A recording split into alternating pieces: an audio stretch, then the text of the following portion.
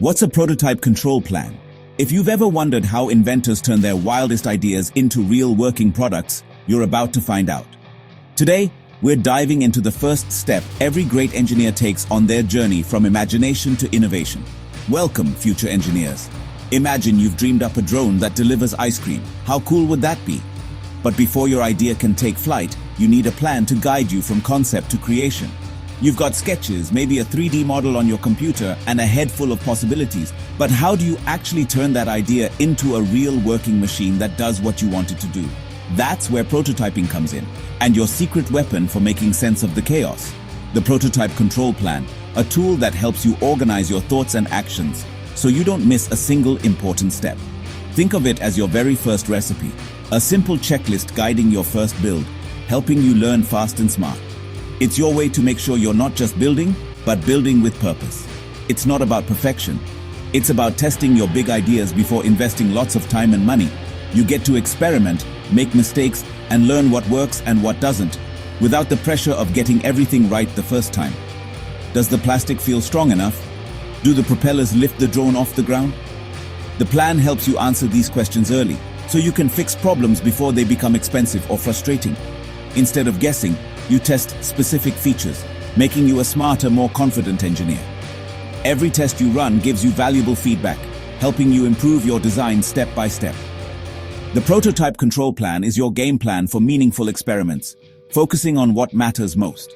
It keeps you organized, so you can track your progress and celebrate every small victory along the way. It's like baking a cupcake before making a whole cake, testing the essentials first. You wouldn't want to bake a giant cake only to find out you forgot the sugar, right? This plan is your roadmap from digital concept to something you can actually hold in your hands. It bridges the gap between your imagination and reality. Mastering the prototype control plan now sets the foundation for all your future engineering adventures. With this skill, you'll be ready to tackle any challenge and bring your boldest ideas to life. Every product has a journey, a path from a simple idea to something real and valuable. This journey is rarely straightforward. It's filled with challenges, learning moments, and opportunities to innovate. Understanding where we fit in this process is key to building great products. That's why we rely on Advanced Product Quality Planning, or APQP, to map out each critical step. APQP acts as our roadmap, helping teams navigate the complex landscape of product development with confidence and clarity. The prototype control plan shines brightest in Chapter 2, Product Design and Development. This is the stage where your idea transforms from sketches and concepts into something tangible. Here, creativity meets structure, and the foundation for a successful product is laid. The main purpose of the prototype control plan is to validate your design and create a fast feedback loop. It's about making sure your ideas work in the real world, not just on paper. We're not chasing perfection at this stage. Instead, we're focused on testing if the design functions as intended and learning as much as possible, as quickly as possible. Every test and tweak brings us closer to a better product. Early validation is crucial. It means we can catch big issues before they turn into expensive mistakes down the line. This proactive approach saves time, money, and resources. The prototype control plan is temporary, used only for this phase. As we learn and improve, the plan is updated or replaced to match the next stage of development. It's your essential tool during the R&D phase, guiding you through the process of building and testing those very first prototypes. This is where ideas are put to the test in real conditions.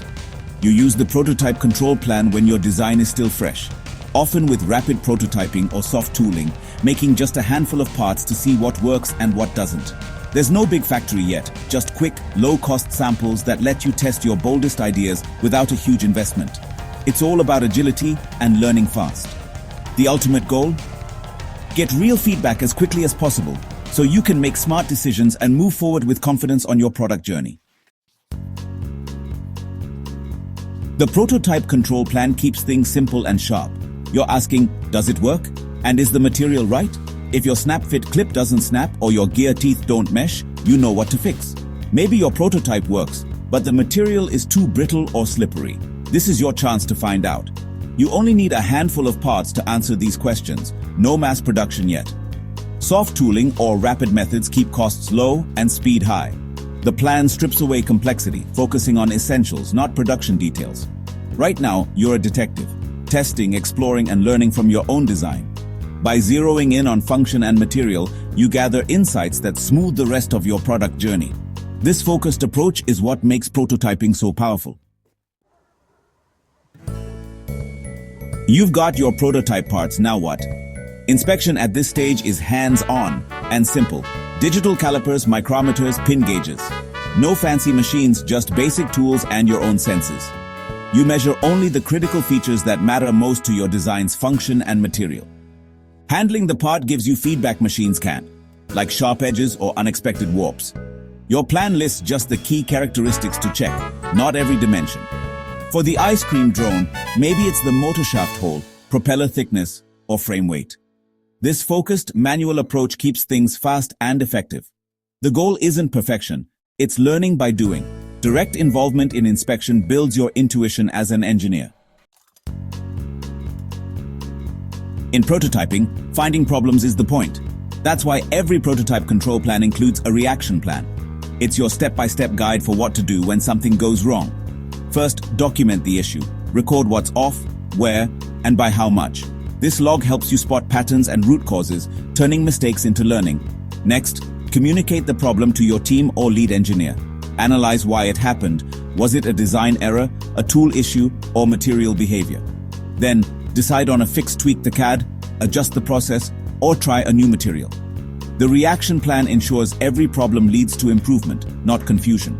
It closes the loop, making your design better with each iteration. This systematic approach is what separates real engineering from guesswork. At the prototype stage, the audience is internal, no customers yet. This is your team's safe space to experiment, make mistakes, and learn. The goal is to validate the design for yourselves before sharing it with the world. Approval comes from within, your manager, senior engineer, or quality lead. They check if your plan makes sense and gives the green light to proceed. No need for complex statistical tools or customer-facing documents yet. Tools like SPC, MSA, or PFMEA come later, when you're ready for production. For now, keep it simple and focused on design. This internal, agile approach keeps the process fast and effective. What does a prototype control plan look like? If you're new to this, you might imagine a complicated document, but in reality, it's much simpler than you think. Most often, it's just a straightforward spreadsheet, something you can set up in minutes using Excel or Google Sheets. There's no need for fancy software or complex templates. The table is organized into clear columns. What you're checking, the target value or specification, the tool you'll use to measure or test, how many samples you'll check, and your reaction plan if something goes wrong.